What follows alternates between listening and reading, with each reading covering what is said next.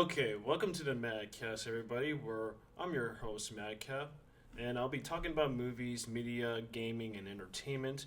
And I'll be subverting your expectations by calling out Hollywood's bullshit, namely Disney. And welcome. I did have some issues with my initial links, but I had to remove the webcam. Oh wait, hold on, I can hear myself. There we go. Yeah. Sorry, I heard myself, so it was a little distracting. So yeah, I had to remove the webcam this time, remove my pretty exterior off my display. So I think it's time for me to break down and review Star Wars Episode 9, or as I like to call it, based on what David Stewart calls it, by Episode Icks, The Rise of Skywalker. Though, didn't Luke Skywalker die? Didn't he die in the last movie? When he became one with the Force.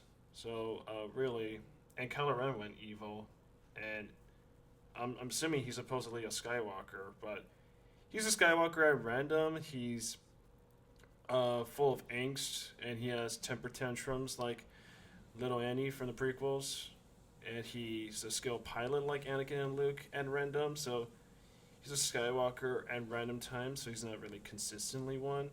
Seriously, who the fuck is Rising? But anyways, so last night I finally got to see Star Wars Episode 9, and so if you guys are here to see me review this movie, this is going to be a spoiler review of the film. So I'll get into the plot in a few minutes, but I'm going to be talking down on pretty much where Star Wars is at and where it's been since 2012 after Disney had bought it. But when I get into the plot, I will try to remind myself that this will be a spoiler to anybody watching. So if you haven't seen the film, don't watch this video past a certain point where I will say so. So then you could just tune in after the fact. So I think it's time to just break down the film on where the brand is at this stage. So in 2012, Lucasfilm was purchased by Bob Iger of Walt Disney Studios, and George Lucas had, he sold Lucasfilm and the Star Wars brand to Disney and appointed Kathleen Kennedy as the president of Lucasfilm. So from there on, we were announced that we were going to get some new Star Wars films. So thank God, because at the time we were expecting that we were going to face an age where we can get, because of modern standards of filmmaking and new technologies that have come up, we're going to get like actual good Star Wars movies, because the brand was still left tainted from the days of the prequels. And no matter how you feel about the prequels, a lot of fans and audiences were disappointed. Whoever watched the OT first and then expected the prequels to be in the same caliber of greatness as the OT. So in 2015, we had The Force Awakens, directed by J.J. Abrams, and this was going to be the first installment of a new trilogy, with a new cast of characters mixing in with the old characters that we know from the original trilogy. And The Force Awakens was met with great hype. It had massive anticipation from fans and audiences. The marketing and build up, and especially to all the merchandising, put Star Wars back into prominence. And then the film came out on that December of 2015. It grossed $2 billion. It's one of the highest acclaimed Star Wars films, at least until Last Jedi, but we'll get into that. And at the time, I thought it was a very good movie. I'm not gonna lie. I wasn't one of those people that automatically hated it. I was interested in knowing the potential that will come out from that first movie, and I would admit it does have some issues. Well, I did admire like the visuals, the cinematography, the bringing back the modern aesthetics. The classic aesthetics of the OT, mixing it with new technology. I thought the characters and interactions had a lot more joy and comedy. No, I didn't really fancy Disney really all that much, but John Boyega, Oscar Isaacs, Adam Driver were all excellent, and we even got a good performance from Harrison Ford. And I would admit there are some story faults. I think we didn't need another super mega Death Star. I would have just cut that whole idea out and just would have stuck with the whole finding of the whole search for Luke Skywalker was a little bit more interesting. How the First Order rose to power makes no sense in retrospect, but it led to some potential to just kind of like explore those ideas and mystery boxes that J.J. Abrams left for Ryan Johnson to explain. And then now I'm going to be covering the sequel film, so I won't be covering too much in the spin-off. So this is going to be a jump to The Last Jedi. So The Last Jedi, after 2 years of since The Force Awakens, was going to be helmed by Ryan Johnson, who will not only direct but write the entire script of The Last Jedi by himself. And the anticipation had waned down a bit compared to The Force Awakens, because at some point after the first weekend of The Force Awakens, there was this backlash towards that film and the story decisions that Lucasfilm wanted to go with, and that just kind of that would later direct to The Last Jedi. So The Last Jedi would bring back Luke Skywalker after years of anticipation since Return to Jedi. Fans and audiences wanted to see the Luke Skywalker from the OT into this new generation of films. Now, The Last Jedi had came out that same month, December 2017. It had just as much as acclaim as The Force Awakens, and the film grossed $1.3 billion, which is a huge shy away from The Force Awakens ticket returns. But here's the thing with The Last Jedi and how everybody saw it. The film immediately split fans right down the middle. Half the people have loved the film, half the people hated the film, and there's a lot of rants and breakdowns of the film of why it's bad. Now, I'm not gonna like the same way with The Force Awakens, the same effect it had on me. I was convinced it was a good movie. I saw it twice, back to back, day to day. I saw it with my siblings in 2 different screenings, and my opinion wasn't that shaken in those 2 viewings. I was convinced I saw a good movie. I thought I had a good time, and then when I took a look at the feedback, especially the positive feedback, I was making sure that maybe I did see a good movie, but I don't know. So I did look at the reviews for the more honest and more intellectual channels who disliked the films for very apparent reasons that I never really saw the first time. And 3 months since I saw the film, I started to think about it more and more, and I found it not to be a well-constructed, well-written movie. There's a lot of problems with the film.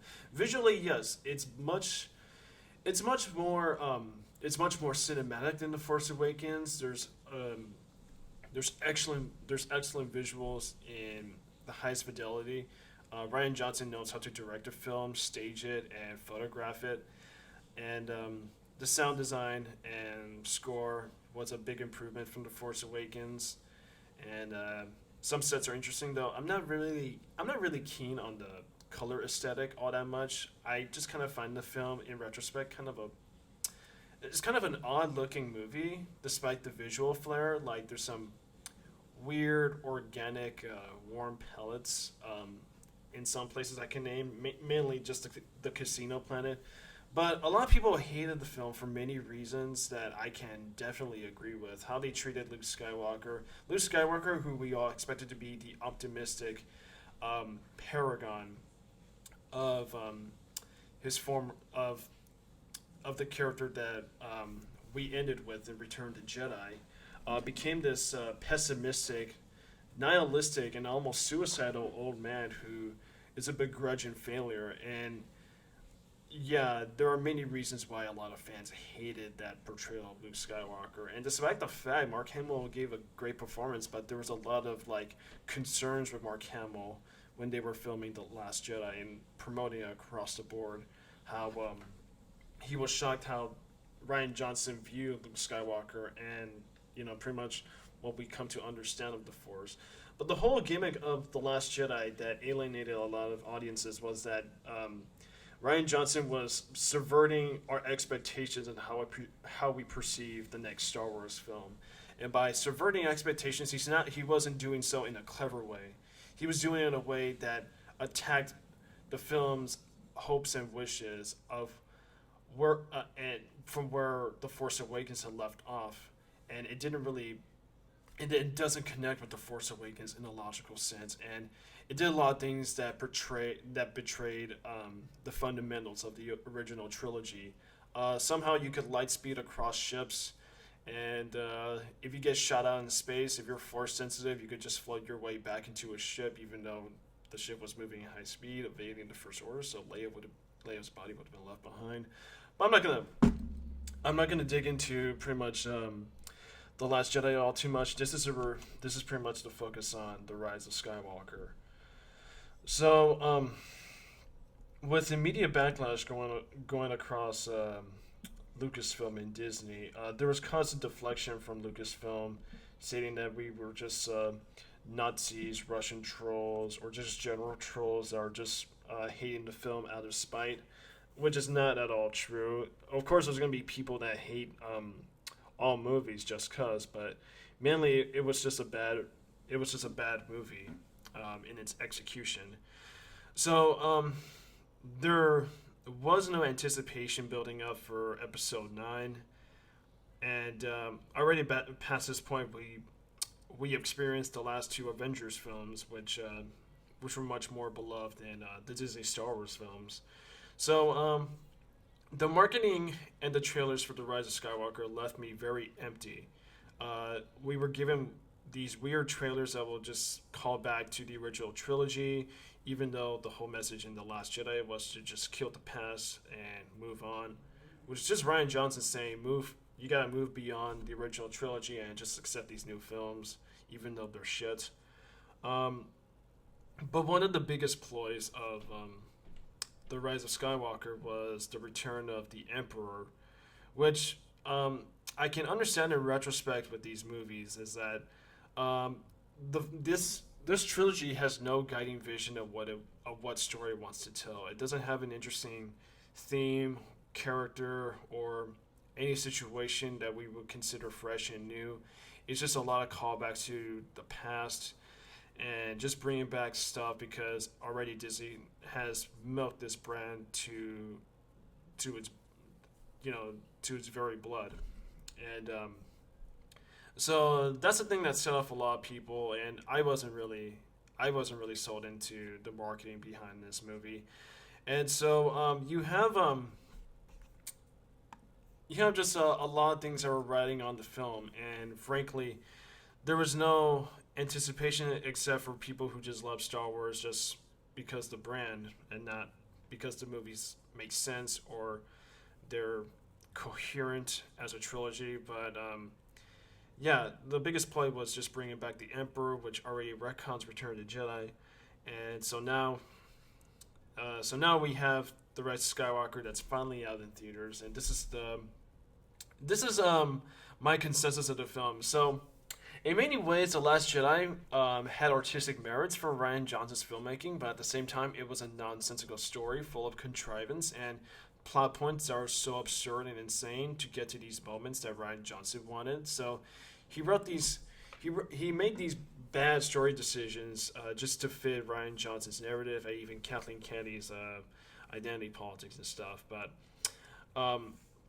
if The Last Jedi was artistic nonsense, then The Rise of Skywalker is just pure nonsense in every sense of the word.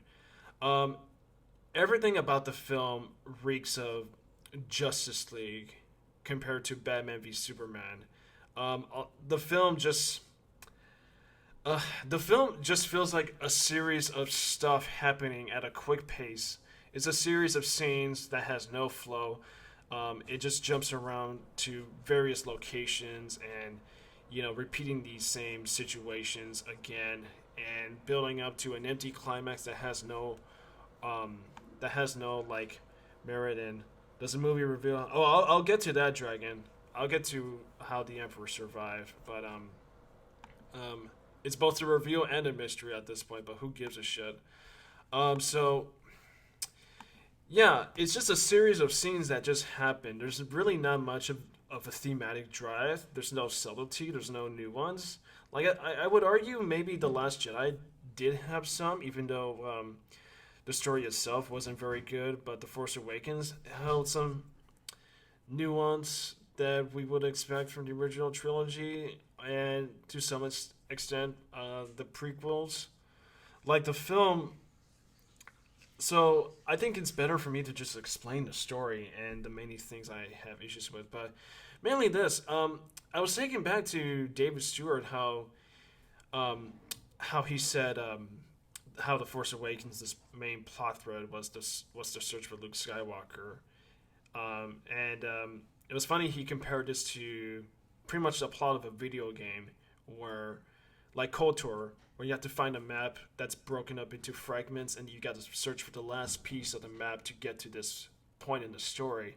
This film feels like a video game movie because of how the film's constructed. It jumps around to various places, and the main gist of the story is that these new characters and the villain have to find these pieces, these MacGuffins, across these various planets to get to an objective, and then by by visiting all these points in the story, it's building up to the final boss, which is the climax, and that's how I would approach this film. This film feels entirely like a video game movie, and it's weird because it's weird because what can you fix that's already been broken from The Last Jedi? The Last Jedi felt like episodes 8 and 9 already, and that's pretty much due to the poor structure of Rian Johnson's screenwriting.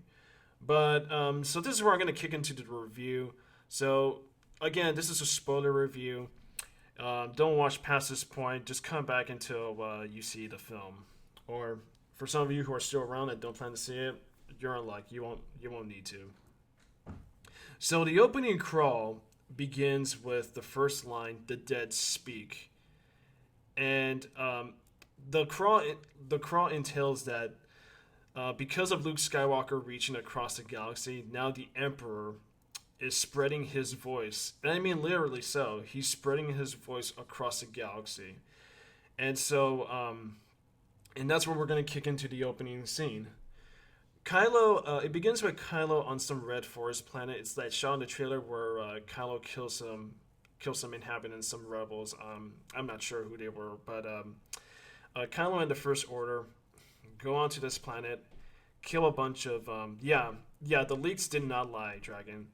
So Kylo goes with the First Order on this planet. They kill the inhabitants and they uncover a ancient relic that emits a signal, which is in Sith language, that is transmitted to an uncharted planet. And Kylo goes there. Kylo goes to the planet and finds an ancient Sith temple. And it's that moment from the final trailer that debuted like 1 or 2 weeks ago, where all the voices of the Sith, Snoke, Vader, and Palpatine are speaking to Kylo. Now, it turns out it happens to be some sort of weird Sith laboratory where I believe, since we don't know who Snoke was, we do come to know that Snoke was actually a clone among other Snokes. So I'm assuming in this universe, scientific technology can clone Sith leaders with unhinged force powers just at random. So Snoke was a clone of other clone Snokes that were being produced in this temple. And then the Emperor shows up, and here's the thing about the dialogue. The dialogue is nothing but weird banters, like comedic banters, like characters finish each other's sentences and like argumentative dialogue, and they straight up rip off like lines from other films. The Emperor shows up and he quotes the line from Revenge of the Sith, like, "The dark side of the Force is a powerful way to many abilities some consider to be unnatural." Yeah, Dragon, it's completely YA at this point. The whole film is complete nonsense.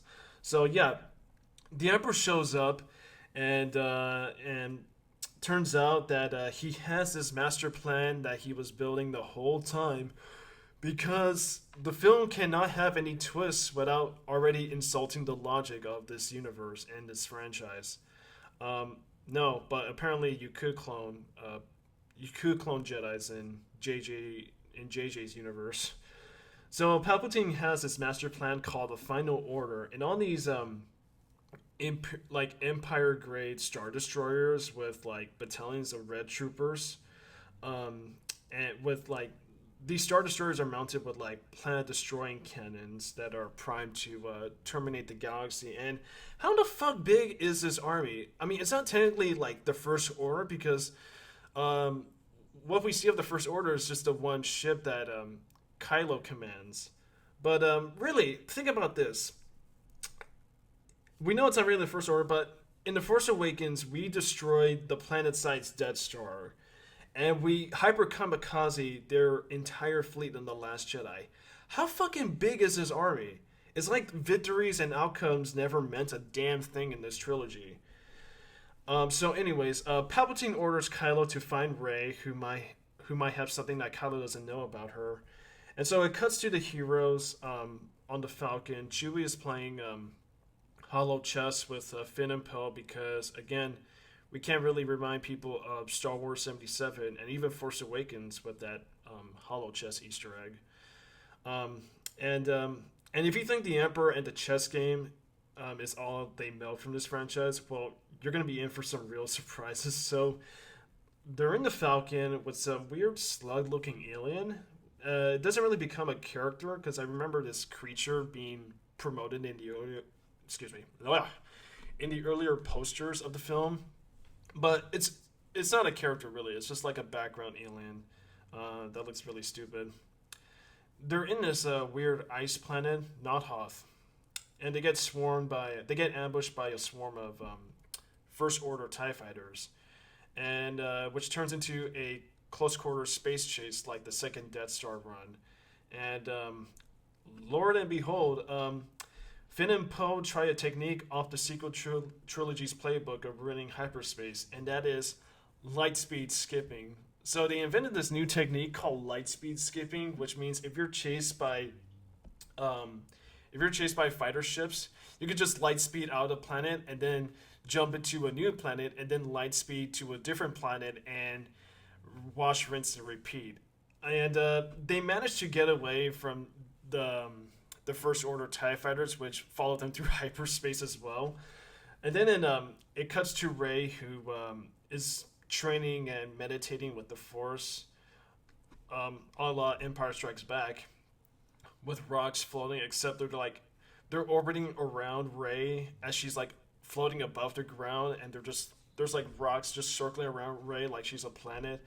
So, so about a few days between The Last Jedi and The Force Awakens, and a year later into this film, she pretty much masters almost everything in the Force. And again, it's Kathleen Kennedy's Mary Sue politics striking back again.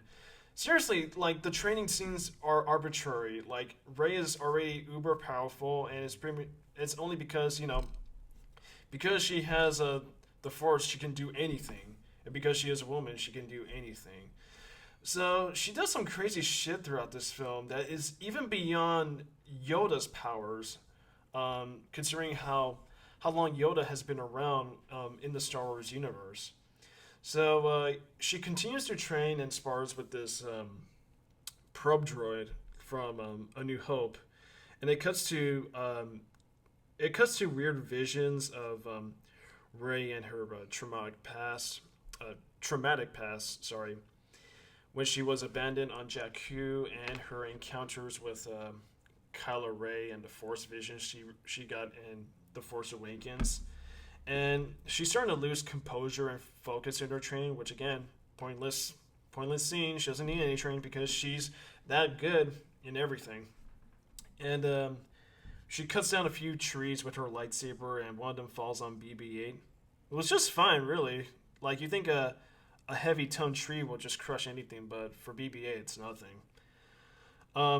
And then it cuts to Rey reading the Jedi text that she snuck from The Last Jedi from the island planet where Luke was. And she talks to Leia, who is oddly superimposed into from. Okay, we all know that unfortunately Carrie Fisher is dead. She passed away in 2016, and that was after they filmed The Last Jedi.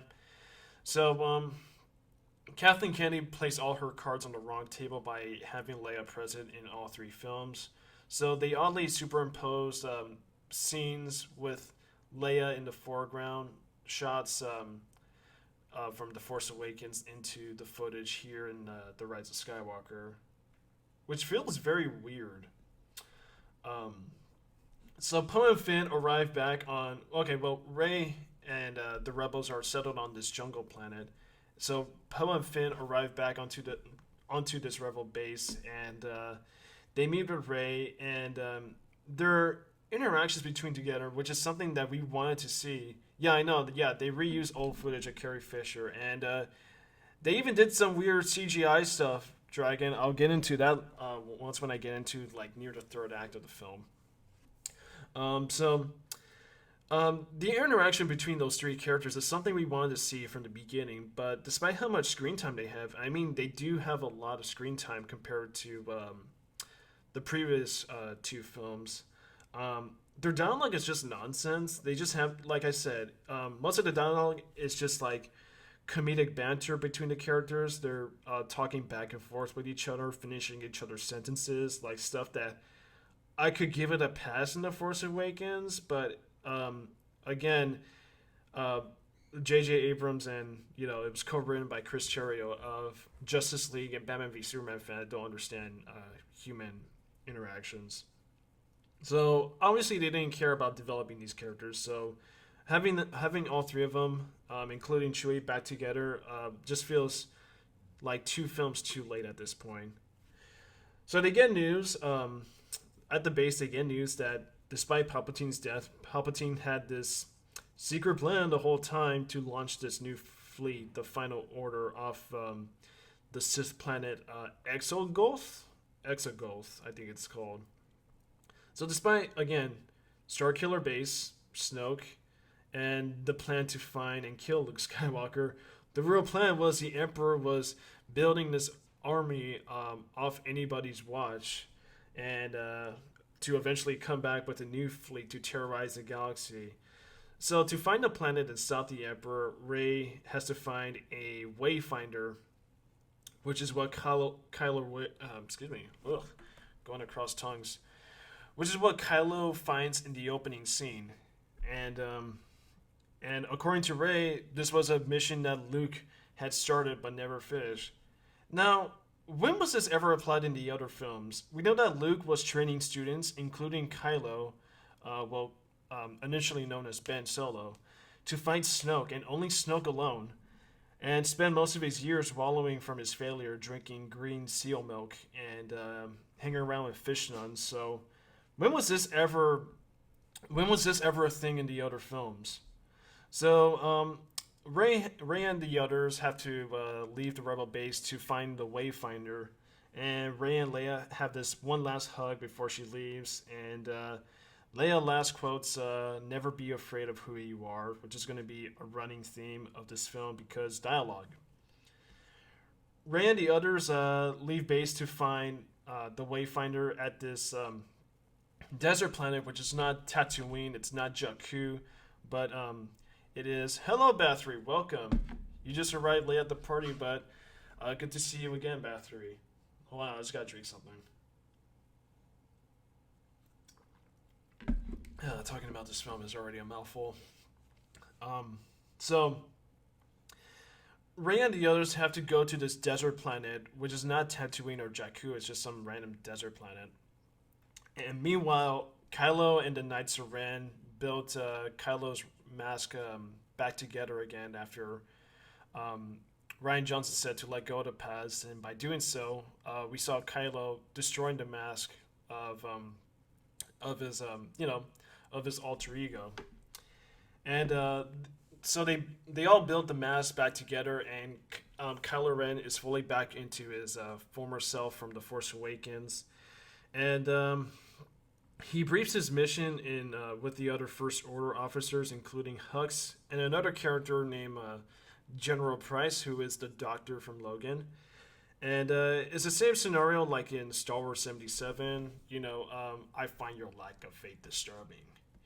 And one of the officers contests with Kylo, and who happens to be the Oscorp guy from Amazing Spider-Man 2, because yeah, he seems to be popping off of the J.J. Abrams Alex Kurtzman casting call, who Kylo just kills right away, and then it cuts to Rey and the others finding the desert planet, which appears to be celebrating Galactic Coachella, and with all these weird aliens that look like the Podlings from Dark Crystal. Now, here's the thing: um, it's interesting to see some more aliens in these Star Wars films, because the aliens in the Last Jedi just served as sight gags, which I found cringe. But it's nice that they it's nice, like, just to give some compliments to the production. It's nice that they introduce some new aliens to make it feel like it's Star Wars, and we're seeing all these various creatures and alien types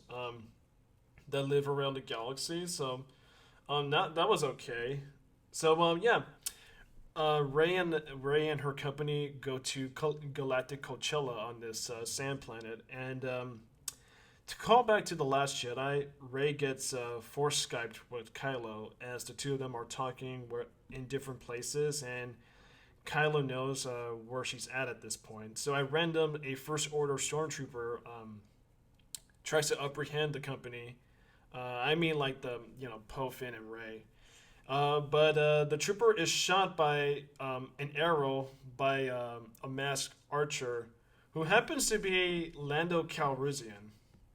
Now, one of the things I wasn't looking forward to in this movie was the return of Lando, because they brought back Luke, Han, Leia, and even Akbar, and except Leia, they just killed him off unceremoniously.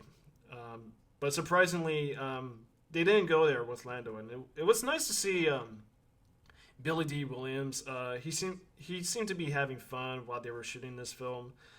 Even though his involvement was already wrapped up in the OT, where he only joined the Rebels, but out of loyalty, but at the same time to liberate Cloud City from the Empire. So the group meet with Lando in this tent, and they have to find a bounty hunter because it's not a video game movie without a new objective. So they have to find this bounty hunter named Ochi, who possesses this ancient Sith dagger with transcriptions that would lead them to the Sith planet.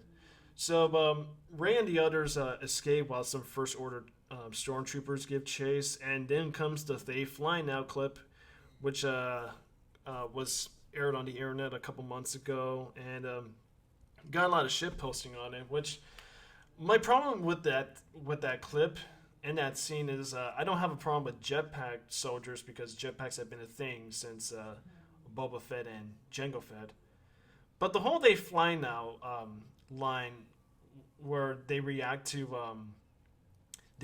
Poe and Finn. Well, Poe and Finn react to this. How is this a huge surprise to these characters? Well, you know that they would have said if Lando was killed. Yeah. Well, they did not go that route, Bathory. So Poe and Finn are suddenly surprised that the First Order have like these jetpacks. How is this a break, like this shocking moment to these characters? They've experienced planet-sized Death Stars, lightsabers, force powers, weird monsters, and Poe and Finn even witnessed Leia floating through fucking space. So how is this a new feat to handle? And these two characters have been in this war so long, so you'd think they would have seen this technology by now. Like, Finn was a First Order stormtrooper before he defected, and Poe was on the opposite, fighting stormtroopers in his missions. And so because JJ can't help but rip off other films, he has these First Order stormtroopers drive these bat pods, which are goddamn useless compared to a scout speeder. I mean, wouldn't speeders be more reliable, like, for chase? Air versus ground. Speeder wins.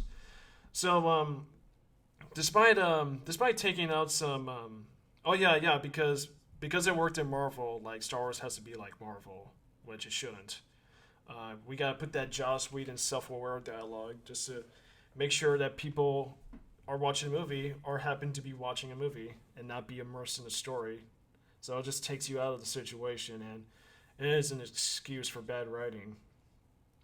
Okay, so despite killing some bike troopers, they get shot down by plot convenience, and Ray and the gang fall into this quicksand pit, which which they happen to land in under these mysterious tunnels.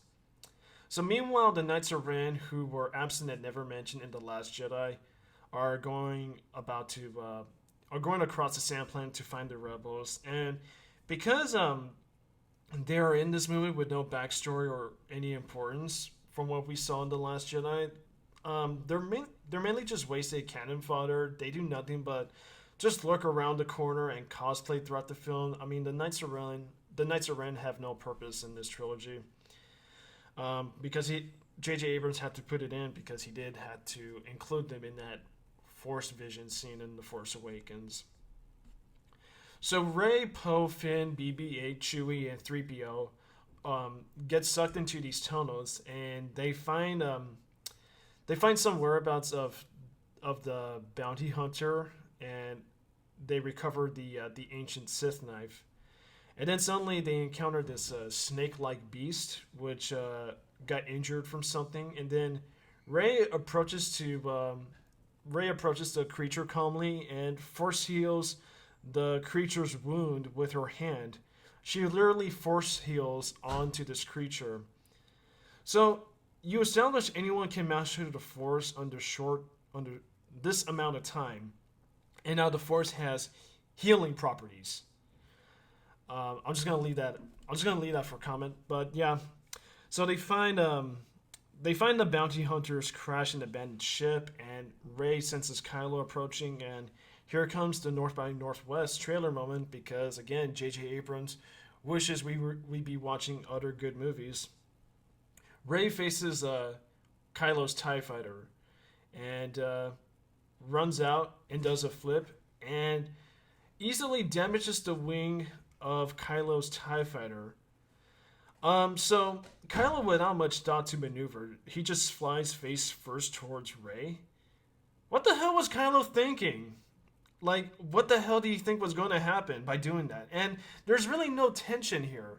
Like, Rey is doing all these impossible things that would never be conceived. And I know the prequels did some death-defying, like, physics. But, and, you know, the movies, because of that, they didn't have much tension going on because, you know, we know what the story would have led to with those prequels. But there's no tension here. So Rey just does all these impossible moves and these amazing abilities that there's no drama, there's no like there's no struggle she goes through. She just does so, except for plot contrivance. So the Knights in the First Order find Chewie, who goes out to find Rey, and Rey out of nowhere force pulls. Yeah, I know. Yeah, it's a video game movie. So force heal would exist in video games, and this is essentially a video game movie. Yeah, Vader would have healed himself, and he had to use a lot of medical related technology to fix himself. And Vader's still a monster. I mean, he's still scarred, and you know, just for life from the battle on that volcanic planet. So the Knights of the Ren and the First Order arrest Chewie, and Chewie is taken to this First Order shuttle to be transported to the First Order flagship. And Rey out of nowhere just force pulls the First Order shuttle back to the planet, and Kylo intervenes to push the shuttle to flight. And Rey again is struggling again with her powers that Force lightning shoots out of Rey's hands, destroys the shuttle, killing Chewie. Now, before I get into the Chewie stuff, now if stuff like this were to be established with Rey, where she becomes unnaturally strong, or to the point that she could hurt her friends in the previous movies, it would have made for a potential arc for Rey to put this arc where maybe Rey could turn to the dark side, but nope, they didn't go there. So Rey shoots Rey shoots force lightning out of nowhere, kills the shuttle. But it turns out Chewie was held captive with the Falcon, and Chewie and the Falcon were taken to the First Order ship. So Rey and the others go to plan a rescue. They want to plan a rescue on Kylo's flagship because it's not a Star Wars movie without reminding us of the past. So we have to repeat Star Wars: A New Hope again. So the First Order are in possession of the Sith knife that they found from Chewie, and Poe proposes to stop by this other planet called Kijimi, which is a First Order occupied planet. And while they did lose the Sith knife, it is revealed that C-3PO, and this was a good joke I did find funny. This was one of the only jokes I did find to be a chuckle. Back in the tunnel, they read the let me see. Am I mad that they never finished Ezra's series? Sorry, man. This is pretty much like my thoughts on the films. I have no knowledge of the expanded universe, including the Clone Wars cartoon. This is pretty much a focus on the film itself. No, Phasma is dead. She got replaced by a bland Nazi general. They go to this planet Kijimi, which is occupied by the First Order, and it turns out 3PO had actually read the transcription from the Sith knife, but 3PO refuses to say so because it's Sith language, and 3PO forbids himself from speaking so. So it's kind of like, I don't know, Gandalf not saying black speech from The Lord of the Rings. They go to Kijimi. They meet with another bounty hunter named Zori, who tries to apprehend Rey for a bounty mounted on her head by the First Order. And Zori happens to be an old flame of Poe, who he stood up to join the Resistance war effort. So Zori helps the gang, and they have to hack into 3PO's memory bank to translate the Sith text, which means he will lose his memory, like in Revenge of the Sith.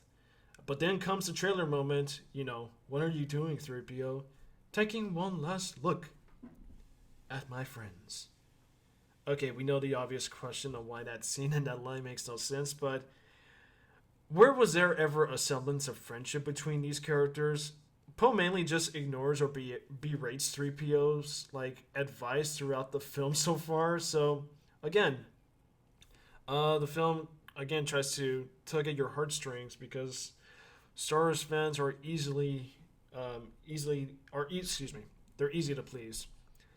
So they use this little alien creature to hack into 3PO's memory, and 3PO turns a bit menacing with the red eye change and reads out loud the Sith language, which pretty much reveals the information that is only held on the Wayfinder. So to find it, they have to go to another planet to find their Wayfinder. And but first they have to find Chewie, and the First Order flagship arrives planetside on top of the Kijimi settlement. So Rey and the others enter the ship. They kill a bunch of troopers, and Rey, like in Force Awakens, does the Jedi mind trick to a couple of troopers, much like with the James Bond trooper in The Force Awakens. So Poe and Finn find Chewie. They do find Chewie in a prison cell, and they run into some more stormtrooper encounters. Poe gets shot in the arm, and they get arrested and they get sentenced to death by General Doctor from Logan. I'm sorry, his name is General Price, but it's the actor from Logan, the evil doctor guy. So yeah, they get sentenced to death. Meanwhile, Rey finds Kylo's chamber, and Kylo, on the other hand, is on planetside on the Kijimi settlement looking for Rey, and eventually right away becomes connected with Rey through Force Skype again. So now, since this power seems to happen at just plot convenience, how come it's that hard for Kylo to find Rey if they could just Force Skype each other this easily? after Last Jedi, they just end up breaking the rules behind this new Force element. Now I get people having issues with the Force element in the Last Jedi, but hear me out. There were some limitations with that element, like with when Kylo felt some rain from Luke's planet during their second Force conversation in that film. Why would hacking waste? Oh, because they said so. If it goes wrong and if it goes wrong when they hack 3PO's mind, they could just reset his memory. So they just say that battery. So there were limitations in the Last Jedi with that new Force power, but they end up having a duel. So um, I will say this: it's interesting. It's interesting to look at how it's shot because much like the conversations with dialogue, it like the two characters engage in a duel. So it's superimposing these two different places from one another, where Kylo's at and where Rey is at. So they're fighting within their surroundings, and Kylo knocks over like some barrel full of seeds or soil that Rey sees in Kylo's chamber, and Rey knocks Vader's helmet during this duel, where Kylo sees on planet side. So it does reveal Rey's whereabouts on the flagship, and Kylo goes to make haste to find Rey on top of the First Order ship.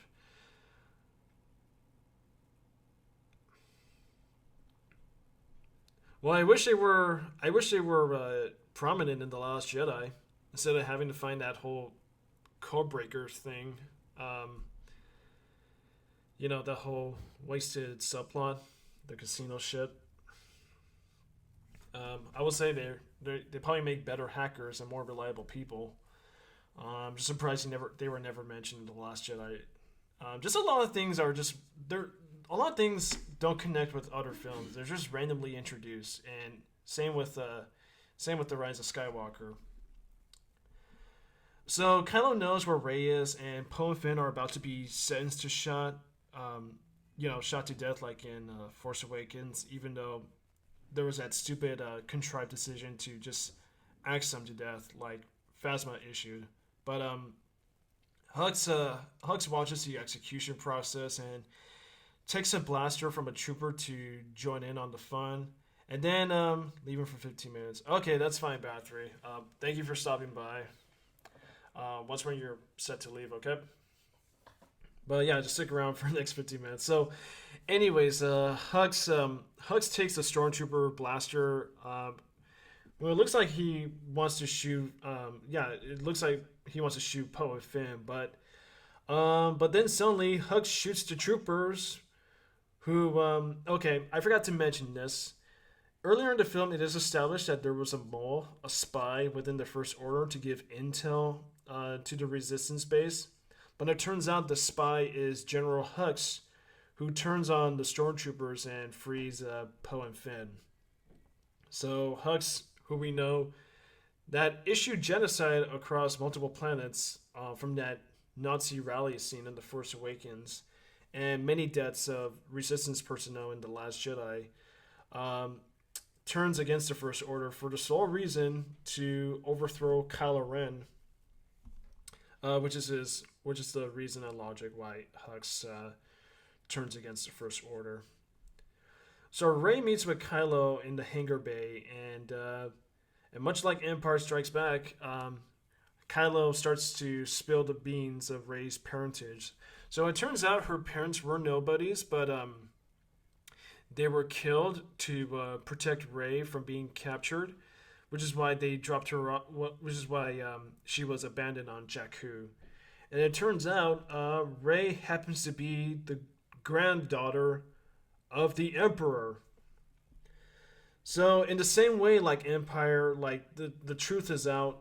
Rey happens to be the granddaughter of the Emperor, which is why she has all these crazy and insane force powers, and she's also like standing next to the hangar ledge from great height, where she could just probably fall off and die, much like how Luke almost committed suicide in the ending of Empire Strikes Back. So because of Deus Ex Machina, the Falcon arrives, blowing all the stormtroopers with the engines, and Rey, like with no struggle, escapes and leaps back into the Falcon, and so the characters have to go to another planet to find the Wayfinder. So there's a brief scene where Hux meets up with General Price and fakes an injury, playing to claiming he got shot from pin and foe in the leg, but General Price just immediately shoots Hux, with the indication that Hux might have freed Poe and Finn. So now we're getting towards like the end of the second act, and this is a pretty fast moving movie. It just jumps around too many places, so there's not much of a consistent flow or a steady flow of plot storytelling. It's just like they have to go across all these planets to find something, and then they just go to another planet to find something else. The whole film is pretty much like that. Let me get some water or juice. Sorry. Yeah, a lot to talk about with this movie. All right. So Ray and the others, they arrive at this. I wouldn't call it an ocean planet, but it is a planet mostly of like just water. But there is some land on it, but I forgot the name. So yeah, it's like the shot. It's like that moment from the trailers where they arrive on this planet and they spot a fragment of the second Death Star that is now a ruin that crash landed onto this planet. And they meet with some horseback riders. And remember how The Last Jedi made a huge deal about animal rights with those space horses? Let's just keep that in mind for later. So Rey goes on her own to the Death Star ruins because Disney can't seem to leave the Death Star alone. And when in actuality we saw the second Death Star explode into just nothing in the Last Jedi. In Return to Jedi. So Poe and the other characters pursue Rey, and Rey comes to find the old throne room from Return to Jedi because the most tid milking film ever exists in this franchise. They come across the Wayfinder relic, and Rey suddenly stumbles onto the dark side of herself, and they have this brief clash with sabers. So it's like that trailer shot from the end of like the second Rise of Skywalker teaser, where you see Rey with in her dark side with double-ended lightsaber, with her Darth vibrator, and they both have like a brief clash, and it's mainly just Rey having another vision, which is what I expected that moment to be, and then Kylo enters the scene and seizes the Wayfinder. And Kylo then destroys the Wayfinder to push Rey. And the two of them have this intense lightsaber duel, which is actually pretty well shot. And I expect it to look great. And they have this really heated lightsaber fight. And Kylo is very close to just killing Rey, as Rey is starting to get overwhelmed by Kylo Ren, even though Rey is uber powerful to no struggle. And Leia back in the Rebel base, it cuts between Leia and the fight going on in this planet. So Leia at the Rebel base tries to talk to Kylo through the Force, and she's speaking with the Ben Solo side of Kylo. And in that process, Leia starts to die by talking to Kylo. And Rey then stabs Kylo because, of course, she beats him in The Force Awakens, so she beats him again. And feeling bad for what Rey did to Kylo, Rey goes to heal Kylo and steals his ship to fly to the Scaling Island planet from the Last Jedi, Luke's planet. Poe and the others fly back to the rebel base, and Kylo, now accepting his identity as Ben Solo, sees a vision of Han Solo before Han's death in The Force Awakens. And they recite the same dialogue from that scene in The Force Awakens, but this time Ben pulls out his saber and throws it into the ocean, accepting his identity as Ben Solo. So at the island planet, Rey sets Ben's TIE fighter into flames, throwing any pieces of the Jedi and the Sith into the fire. And, because we couldn't get enough of these little fuckers, the Porgs come back in just this one brief shot, just to haunt our subconscious. And Rey is about to throw her lightsaber, Luke's lightsaber, actually, into the pile. And then Luke comes back as a Force ghost and catches the saber. He physically catches the saber. And this is a weird moment because Luke comes back and he's back to his he's back to his optimistic and happier and forward thinking character that we should have gotten in the last two movies, especially The Last Jedi. So, like Superman from Batman v Superman to Justice League, he's back to his old character that we expected him to be, and recites the theme that was said by Leia about accepting yourself no matter what your bloodline is. Don't fear what you will become. Then Force Ghost chooses to accept a laser sword.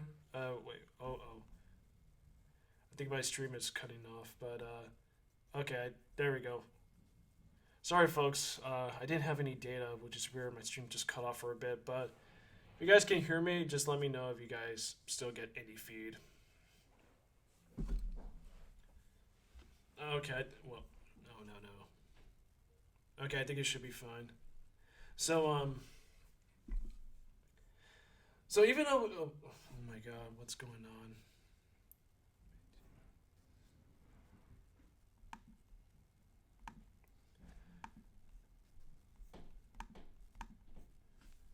I'm thinking I'm having some stream issues. I think my playback is acting a little stiff. Hold on, I'm gonna pause this bit for a moment, but if you guys can still hear me, just let me know if you guys can still see my stream running.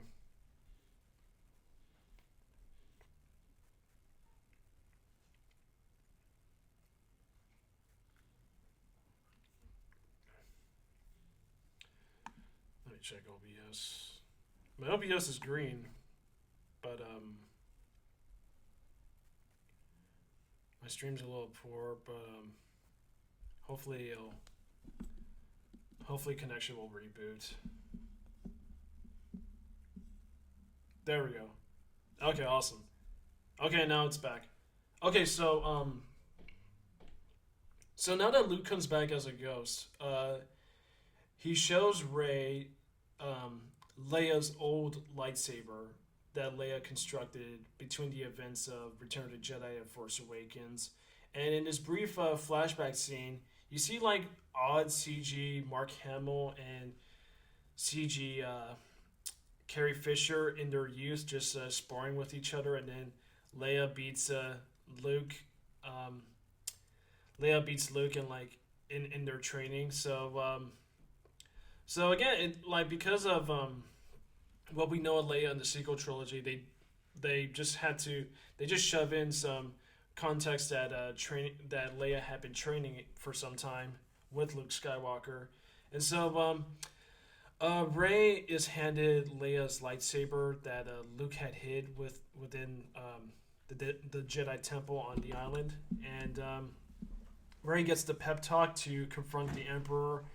And if you think Yoda using Force Lightning wasn't insulting enough in The Last Jedi, Luke, as a ghost, raises the sunken X-wing in the Last Jedi to have Rey fly it to Exogolth to confront the Emperor. Now, because um because of that stupid decision that Ryan Johnson did to just have Luke force project himself to death in the ending battle scene um, in the Last Jedi, this moment again, like many moments, just retcons much of the Last Jedi and everything we know about the Force and its limitations from what we come to understand. Um, and I got no comment. So Luke raises the sunken X-wing in the Last Jedi, and Rey uses it to fly to the Sith planet, and so the Emperor issues the Final Order decree, and their new warships are starting to decimate some planets. They destroyed the planet Kijimi, and I don't remember whether it works in the Last Jedi. Well, he done this because Ryan Johnson wants us to remember Crazy Yoda. So they issue the Final Order and they start destroying some planets, including Kujimi, the planet we saw earlier in the film. And back in the Rebel base, knowing that the Rebels are outmanned, outnumbered, and outmatched by this massive fleet of 100 Star Destroyers, Poe and Finn get the Resistance fleet ready and primed to fight the massive first Final Order fleet. And while the Rebels mobilize, R2D2 out of nowhere restores 3PO's memory with his static arm tool that he uses throughout the films. So something, again, that happens now could have happened between Revenge of the Sith and Star Wars 77. But again, the film continually throws things into your face to insult the logic of Star Wars. And during the briefing, one pilot proposes to do the hyperspace maneuver from Admiral Hold the Door. And Finn responds, "Good thought, but it's a 1 in a million shot," which makes no goddamn sense. It'd be quick to kill some ships by sending fighters. It'd be quick to to destroy some Star Destroyers by hyperspeeding across various flagships, but instead of just like sending X-Wing fighters out to just die in battle, but because The Last Jedi retcons space battles and hyperspace, they just go back to that old foundation of just traditional space battle. So the final battle starts. The fleet flies to Exogolth to confront the Final Order fleet, and Rey goes to the Sith Temple and confronts the Emperor in this ancient throne room, and Ben Solo also follows suit. So the Rebel fighters engage in this space battle, and Finn and some ground troops go to land on the Final Order flagship to disrupt their communications and destroy the command bridge. And I mentioned before the horse riders. They come back into this film to charge into battle with their space horses. They're not the same space horses from The Last Jedi. They're just a different kind. But they charge into battle with these animals. And after preaching the message of animal rights over human life in The Last Jedi, when you've seen in the other films that characters have used alien creatures for transportation and for war purposes, so here they're back serving the same function. That should have warned that stupid message in The Last Jedi.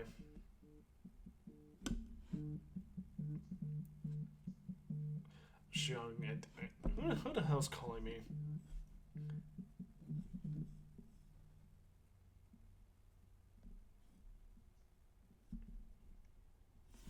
So they meet in so let's see, where the hell was I? Oh yeah. So sorry, I lost track. I had a phone call. So back in the temple, the Emperor reveals himself to Rey, and the Emperor initiates this ritual with all these followers, and this is a visual issue I have with this scene. Because this whole temple set is so dark, I couldn't tell if I was looking at some stadium full of people or maybe just some rock foundation that makes it look like that. So if you see the film, tell me if you had that same issue. Because suddenly there are all these followers watching Palpatine and Rey, and it was hard to tell if there were actually people. And who are all these followers, anyways? Who are all these people watching? So Ben gets closer, but gets ambushed by the Knights of Cosplay, and nearly gets beaten to death. And before Rey gives in into this ritual, she force Skypes with Ben and teleports her lightsaber to Ben to kill the Knights of the Ren. And Rey fights some of Palpatine's followers. The two meet up in the throne room and confront the Emperor, but the Emperor seizes Ben and Rey and absorbs their force powers to materialize and powers up his strength 100-fold. So the rebel ship's starting to get overwhelmed because what did you think Poe? What did Poe think was going to happen by just charging face first against the entire fleet? So Poe and the chick who was with the horse riders stayed behind on the flagship to destroy the command bridge in a suicide attempt. And you might have noticed I haven't really mentioned Rose across this whole review. Rose is back, but she's not in the movie all that much. So she's definitely reduced by her screen time. That she literally doesn't do anything throughout this film. And I was glad she fucked up this time because I was afraid she was going to pull some dumb choice like in The Last Jedi. But I would have mostly preferred if they just kill her off. But they didn't do that. So suddenly, because Avengers Endgame happened earlier this year, Lando comes in and with, I'm assuming, an entire galaxy of ships to attack the Final Order fleet.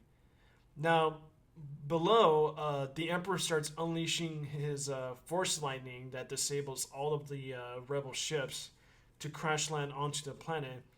Rey gets up, uses her powers to deflect lightning back to the Emperor and destroying the Emperor for good. No, but Lucas put a lot of stock into Jar Jar, which is why he was kept as a background character. I don't think no one put stock into Rose except for like a political agenda, obviously. But I would just prefer you just kill her off since she's not gonna contribute anything into this film. Rey gets up, uses her force powers and her lightsaber to deflect the lightning back to the Emperor. And without much struggle against the Emperor, she destroys the Emperor into ashes for good. So the dead has spoke, and the dead has remained dead again.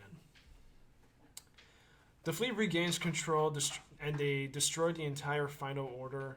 Ben in the middle of the fight was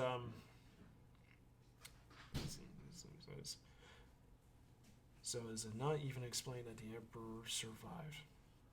No, the Emperor survived. He was just kept in hiding, and when he absorbs all their force powers from Rey and Ben, he just rematerializes back. So he was still scarred and deformed, but like they had him regenerate through absorbing their force powers. So, Ben, in the middle of this fight, was thrown into a chasm, and gets up to find Rey, who dies in the struggle against the Emperor. And because they are both linked, Ben force heals Rey back to life, which causes Ben to slowly die. And then in the final moments, Rey and Ben both kiss each other, and Ben dies, becoming one with the Force. So in the end, all the Final Order ships, like that ending in Independence Day, crash land into other planets. So you see Jakku, you see Endor. I think you see the Sand Planet from earlier. It's hard to remember because this is mostly because it's such a fast-moving movie. It makes it really forgettable. Which is weird because how close are these planets from the fight? If anybody could answer. So anyways, all the Final Order ships are destroyed. back at the Rebel base, the surviving fleet celebrate their victory, and Ray meets with Poe and Finn, and they embrace.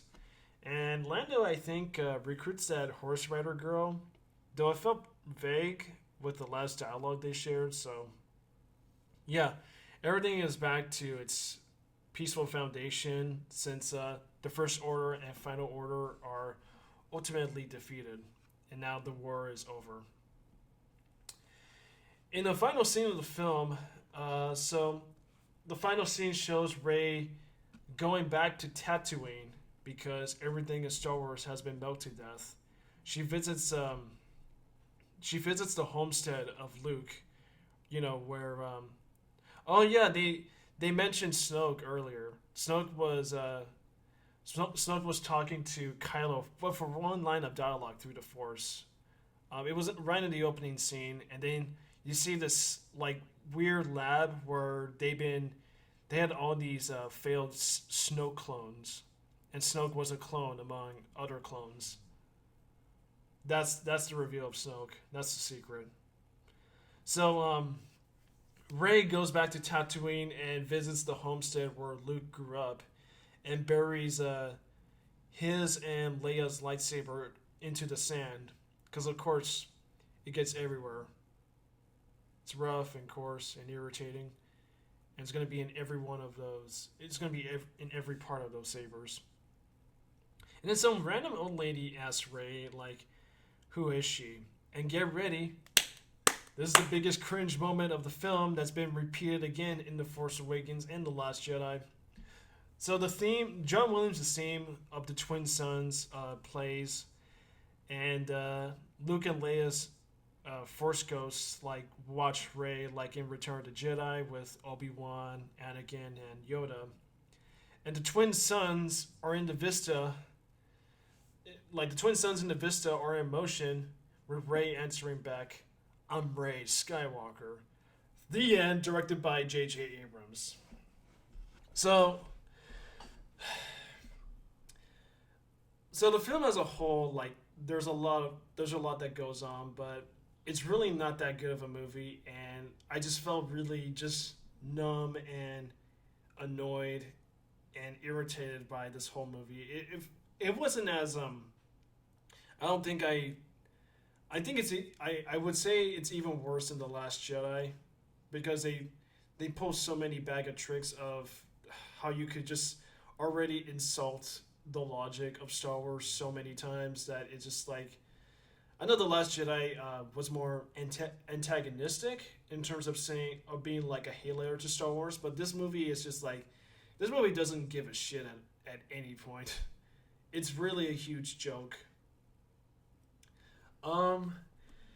So yeah, that's the end of the film. I mean, if you want to know more about it, and does it play the same ending credits theme, I just left right away. I didn't bother to. Yeah, of course. Like, they will obviously play it. The yeah, they always do that. That's been a staple with Star Wars, which I'm fine with. But like in three films back to back,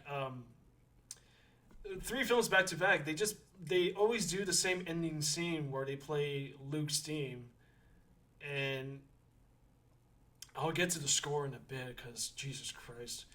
But yeah, it's not even a finale. It feels like a movie of the week. It's like what I predicted how they were marketing this film. It feels like a Transformers movie, like without the racism, without the sexism, without any of that god awful shit that made them awful. It just feels like its own movie that repeats the same situation. So no matter how the outcome is, the same scenario repeats again in every film.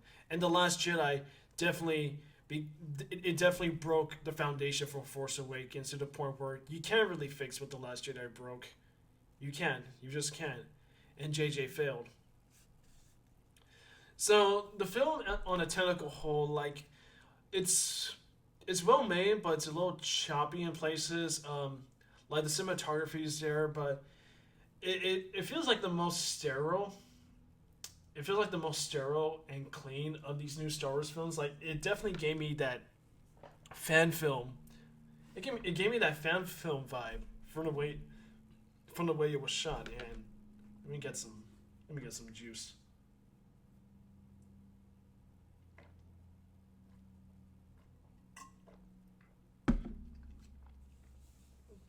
So this felt like the most fan fiction-y film out of this bunch that Disney has produced, and for markets and stuff has less of a CGI.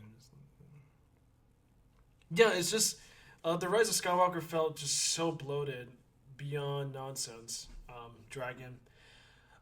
This definitely felt like the most fan fiction-y film of this whole trilogy. Like, say what you will about The Last Jedi and The Force Awakens, I'm going to give these two films some modicum amount of credit. Like, they had some good cinematography going on. Like, The Force Awakens was shot on film, and The Last Jedi had Ryan Johnson, cinematographer, who, under Ryan Johnson knows how to shoot a film. He knows how to handle lighting, so there was a lot more cinematic quality with those two movies, if that makes sense. But with The Rise of Skywalker, it felt so artificial and fake that it did feel like a fan fiction. It felt like a YouTube fan film that doesn't really feel like it's like a movie that's a part of the series. And the way it just wraps up all these hanging arcs, it's just wrapped up quickly. There's no gradual build up to any of this stuff. These moments that happen don't really mean on the grand scheme of things. They just happen because it was left there open from The Force Awakens, more so than The Last Jedi. Because The Last Jedi felt like it felt like it just cut all ties. Is what I said before. The Last Jedi just felt like episodes 8 and 9 already into this one film, and this feels like. And this film feels like J.J. Abrams' version of episode 8 and 9. And the music, it's sad to me that this is John Williams' last score, because this is by far his weakest score of his new films, of all the Star Wars films, and one of his weakest scores in his career. There aren't any interesting themes. They do recite some old themes from the other films, but I thought the new themes were nicer in The Force Awakens, and the score in The Last Jedi was a lot more bombastic. That it made it more memorable. But The Rise of Skywalker just recites a lot of stuff from the other films. It recites the throne room scene from Return of the Jedi. And it just borrows a lot of Now here's a weird thing.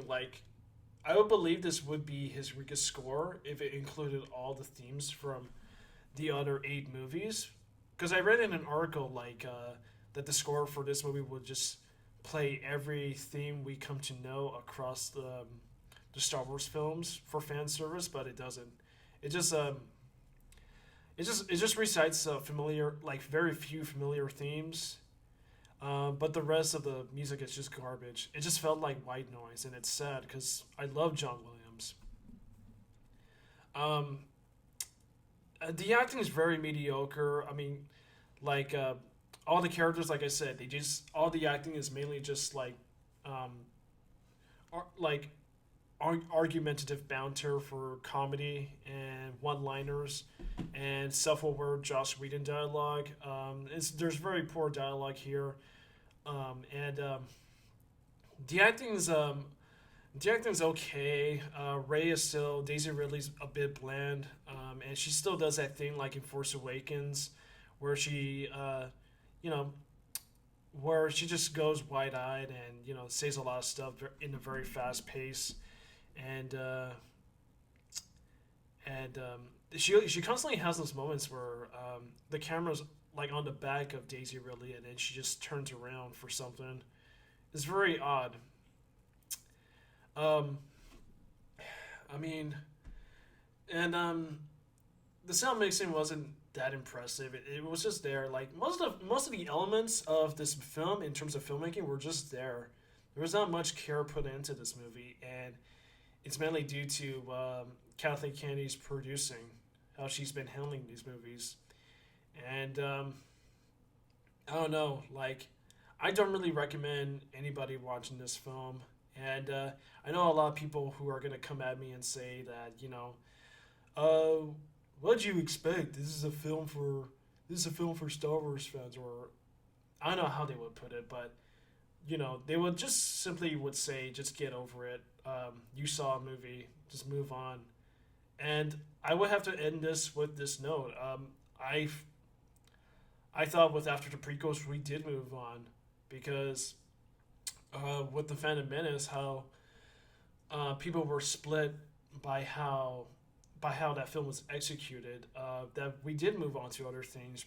We moved on to better stories, better films, other franchises that developed over the years.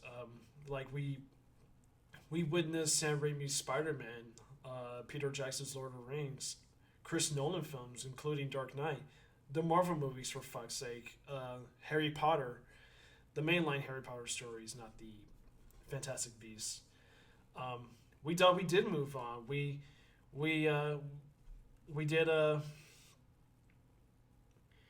come by, and we later consumed much better stories that I feel that are going to be worth talking about still for years to come.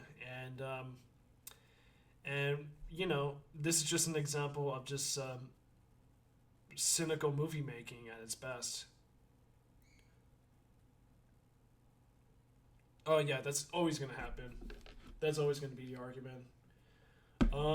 Even here's a funny thing: Pat Willems, who made that whole argument of stance on The Last Jedi, hates this movie. So you can find his Twitter feed. And when Disney bought Star Wars, we were very excited that maybe they were going to bring some prominence into this franchise that was missing in the prequels. And I would say, on reflection from after seeing this movie, I feel like Star Wars did go back to its prominence with Revenge of the Sith, and even Rogue One, which I would argue is the best of the Disney Star Wars films, because at least those films had a purpose. There was some vision, there was an outline for those movies, and as for the prequels themselves, there was more of a guiding vision. Sure, did those movies fail in execution? Yeah, you could say so. But are they fun and more entertaining movies? Yeah. I think people can still get a kick at the prequels. It's just all in the execution. And it built like expensive universe material, which led to the Genndy Tartakovsky Clone Wars cartoon and the 3D animated cartoon by Dave Filoni that Star Wars fans have enjoyed. And there's nothing out of these new films that has sprung out that people are going to look forward to see. And I don't think because how poorly planned and thought out this whole sequel trilogy has become, it's really going to alienate people in future retrospect. I don't think people are going to revisit these films for any care or investment in the situations, except I think the people who are going to revisit it are just going to still marvel at the pretty package, but not what's underneath the image, what's underneath the surface. But this trilogy as a whole, like jumping like this whole clash of visions with Rian Johnson and J.J. Abrams has become like pretty much like a fight of playground rules between children. Like my version of the Force is better than yours. No, my version of the Force is better than yours, which doesn't lead to a cohesive vision. It doesn't lead to an overarching story, sadly. And what we got is just a series of films like Transformers, like the worst kind of blockbusters that pay no continuity or respect between each other. Just a series of stuff that, like, it's like what Trey Parker and Matt Stone said. Like, this happens, and this happens. Instead of, this should happen, this happens, therefore this happens, but then this happens, and then this happens. There's no rhyme or reason for why any of these films will mean anything if you come to rewatch it as a whole. And I think And I think, let's see. Well, The Last Jedi was that dragon. And I was in like some argument with some dude on Twitter, but as you can see, like The Rise of Skywalker is poorly received from critics. It's at 58% when The Force Awakens and The Last Jedi were at 93 or 94% respectively. And the audience score is still high, but last time I checked, The Last Jedi had 200,000 user scores, and it was at like a 41 percentage. But now, I mean, it's still early. It's at 86%, so people are gonna like it initially. But what about the future? What about a year from now? What's the perception of this film is gonna turn out? It could drop, and I think because of how insane and stupid this movie is, it's gonna take a toll on the box office because I don't think word of mouth is going to support this film. I don't think it's gonna have that $200 million opening like the last two, and I don't think it's gonna have a consistent performance throughout the holiday season. And it's sad where we got with Star Wars because it's mainly just Disney just milking everything out of nostalgia, and and it feels wrong, and it's not done on a clever spin like with like Stranger Things.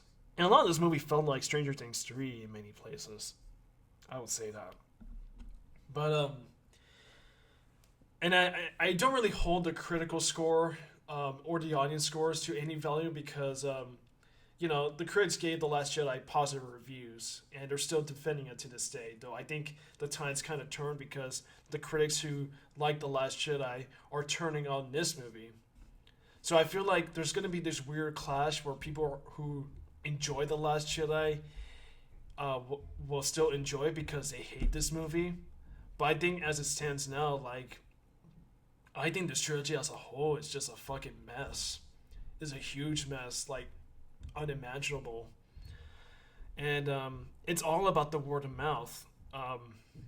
It's going to be relying on the word of mouth, like, how well is this film going to perform? Because I think it might break $1 billion, but judging by the state of this film and how people are viewing it, I probably won't see it happen for this movie. And I doubt it's not gonna perform well overseas because China has a dislike towards these new movies. Yeah, I mean, I'm not gonna bash anybody who likes this movie, but if you like it, that's fine. But I just don't get it. It's okay to, like, I made this statement this week where because of my thoughts towards The Last Jedi, I'm kind of over people enjoying it. I think it's fine if people enjoy it, but if you're one of those people like Chris Stuckman or Jenny Nicholson or those excuse me, I feel a little stuffy.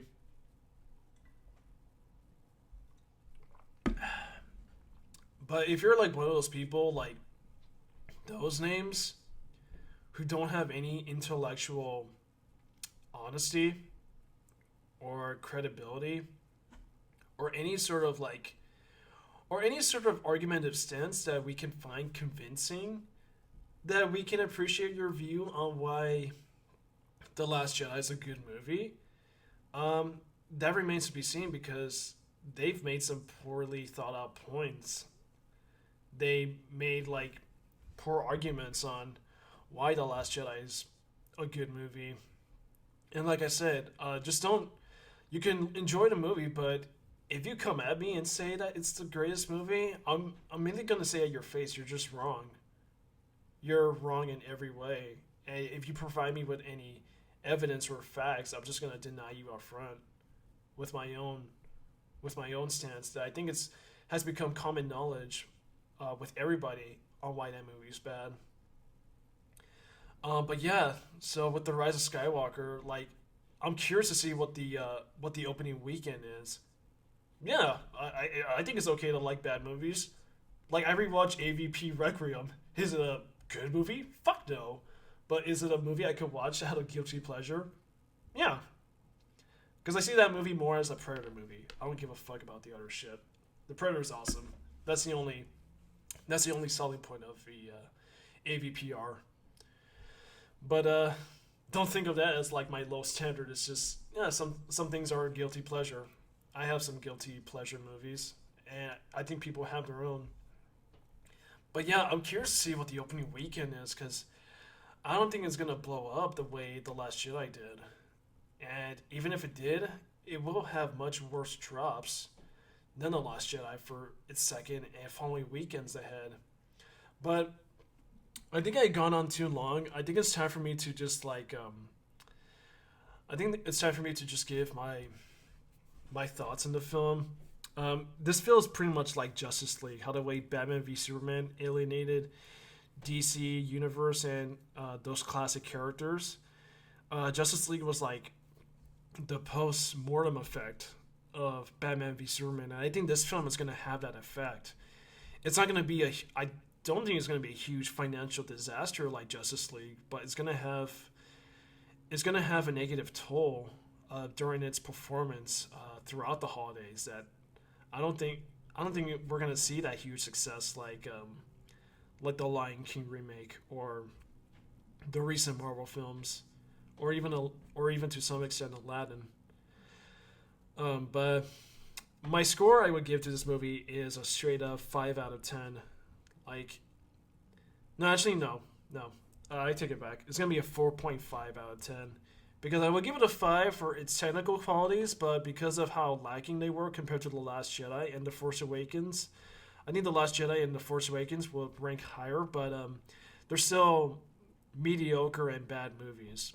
So I would just give The Rise of Skywalker a 4.5 out of 10. And yeah, if it is opening lower than those two films, then that's a sign of trouble. And I hope that this goes back to Kathleen Kennedy and they fire her ass for good because she has not done a good job on these movies. In fact, just give Dave Filoni the chair. I'm sure Dave Filoni, who has done his work with the Star Wars Clone Wars cartoon, can bring justice to Star Wars and to Star Wars fans. Give them what they want. Give them good movies. Give them stuff that respects the lore, the universe, and its characters of Star Wars. And I don't really care about seeing The Mandalorian because honestly, I just don't. But yeah, 4.5 out of 10. I don't really recommend watching this movie. If you have a hate boner for The Last Jedi and you're curious to see it, I would just take Bathory's approach, just torrent it. I only spent $2 on this movie, but that's the most that Lucasfilm will have. That's the closest that Lucasfilm will have to my wallet, and that's about it. So that's the end of my review. Thank you for watching, guys. It was a pleasure just running through this film. So if you like, just follow me on this channel. And this is the MadCast signing off, where you can follow me on Twitter, and I will continue to subvert your expectations for future videos by calling out Hollywood's bullshit, mostly Disney's, and this was pure bullshit. So thanks again, everybody, for watching, and Merry Christmas, Happy Hanukkah, Happy Kwanzaa, and Happy 2020 ahead. Hopefully, I can put some stuff out beforehand, but enjoy the rest of this year and have a great time for the holidays. Yeah, it's desperate marketing for sure, but and it backfired, and it totally will financially. Yeah, torrent is the way to go. Just torrent it, folks. But again, thank you for watching. I really appreciate so much that you guys stuck around for the ride, and even in this shit ride of Star Wars. But Kathleen Kennedy announced that she wouldn't do any more films that would relate to the Skywalker saga, and good. Don't fucking touch any more of the original trilogy. Don't touch the Skywalker legacy. Don't touch anything Kathleen Kennedy. Just leave it the fuck alone. But thank you for watching, folks. Merry Christmas and Happy Holidays.